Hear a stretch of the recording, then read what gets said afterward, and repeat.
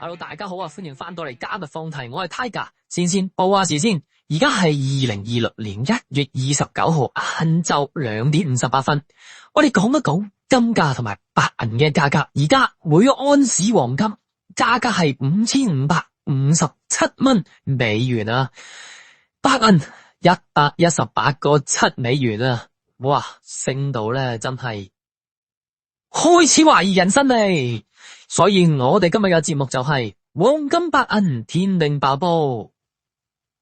嗱，兩樣嘢咧都已經個價格創咗歷史級嘅水平噶啦，條街周街都叫人買，有啲啊催人賣，有啲啊叫你小心。咁我嘅睇法咧就好簡單嘅，一轉嘅升浪咧就係真嘅，但係我覺得好明顯已經踩入咗FOMO嘅模式，係要諗下點樣走，而唔係諗下點樣追噶啦。嗱，先睇下實際發生緊啲咩事。過去一年黃金相關 ETF 有啲係升幅去到6-7成噶啦，踏入咗2026年開年短短嗰幾個星期，再升多幾個 percent， 表現呢已經贏晒所有股市加密貨幣白銀就更加誇張，由之前幾十蚊嚟一口氣衝到上過百，累計呢升幅呢接近咗2倍啊！成交量、搜尋量、新聞曝光度全部爆晒燈，唔再係小眾資產，已經變成咗全世界都喺度講緊嘅主角啦。呢度咧開始見到好典型嘅FOMO特徵啦。FOMO特徵係乜嘢咧？第一，價位喺歷史高位附近嘅區域咧，大家唔係因為好平而去買，而係因為升咗好多，仲驚錯過而追入去。第二，白銀嘅走勢已經升到好似嗰啲咪咪股咁樣嘅啦，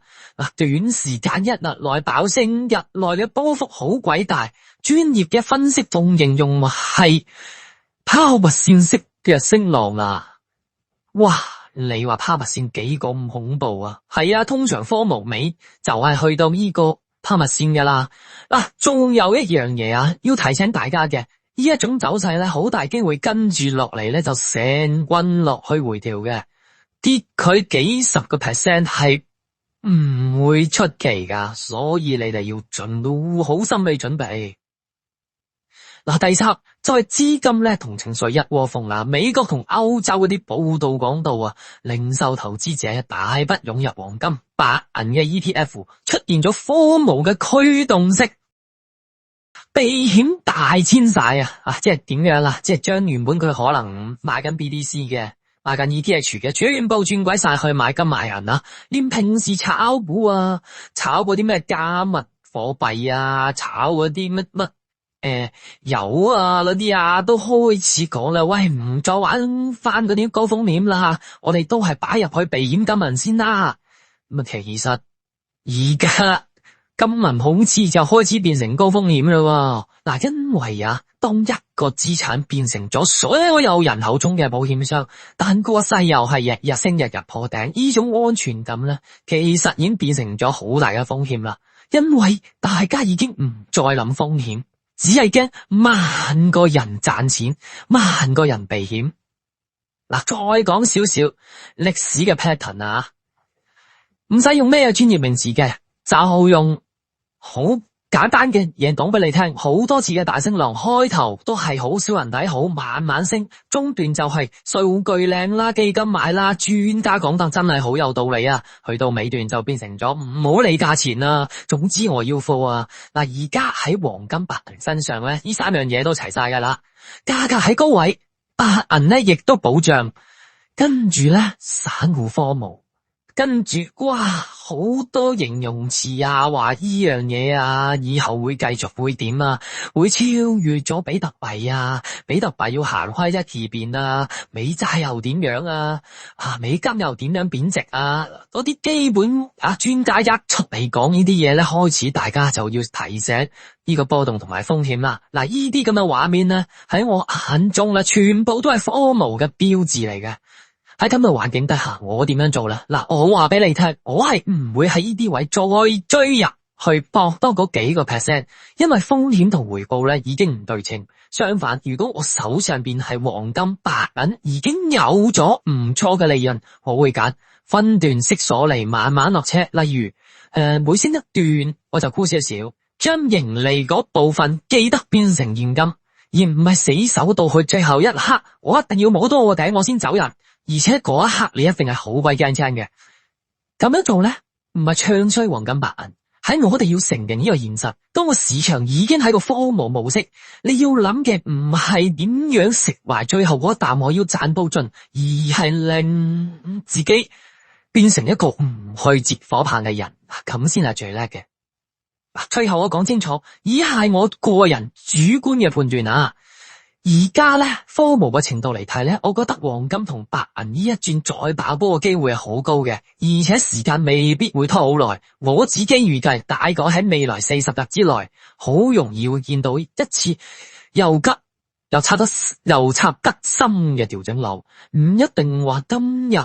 就係最終嗰個頂，但係好可能由呢一棍開始咧，就將會成個市場由亢奮直接拉到落去驚。即係話嗰啲什麼，哇！我而家極度貪婪啊，跟住一個轉身就變成極度恐慌。早一兩日開始分段走人呢，定係遲一兩步先諗下點算呢？嗱，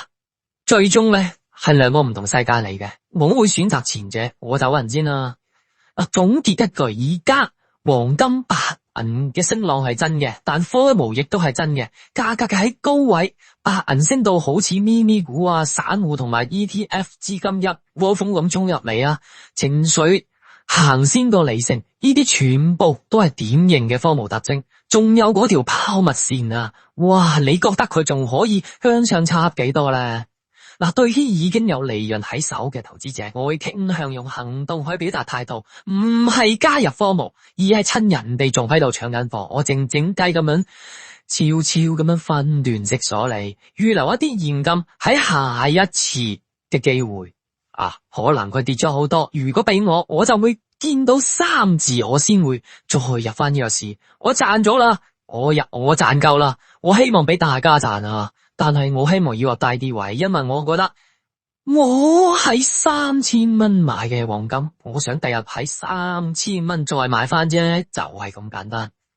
好啦，如果你覺得而家金銀嘅FOMO味都係太重，嗱，呢條片我希望都係可以幫你冷靜下嘅。記得 like、share、subscribe 撳鐘仔，